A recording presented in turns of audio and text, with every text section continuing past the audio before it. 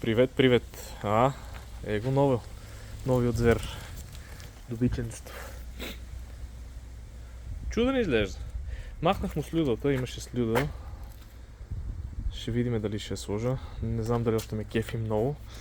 Имаше си багажник за куфър нещо. Също съм го разкарал.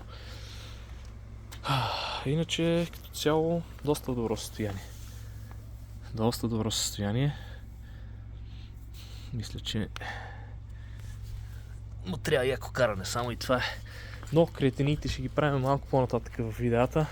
За сега ще го караме лежерно. Яваш. Да го свикнем, да го видиме. Ти да видиш, още има надписи. Супер. Добро е, много е добро. Машинката е топ. Олинс отзад, каява отпред. Каяват. Добре, всичко ще е наред. Да. Дисковете са като нови отпред, няма абсолютно никакъв ръб.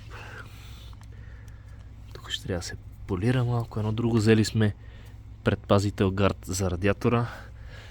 Евентуално да сменим ръчките също с тия, които се обръщат и нагоре. Защото тия са фабричните, стандартните. Взех протектор за дисплея, да не се дере. Има някаква тъпотия тук цяла. Каквото е такова. Тия може би ще ги махнем след време. Сигурно знаят. И не знам, наистина не знам слюдата дали да оставам. Тя много стърчи нагоре. Нека си е така седи и... Как ти ще видим. Моторетката е слънце. Веригата е добра.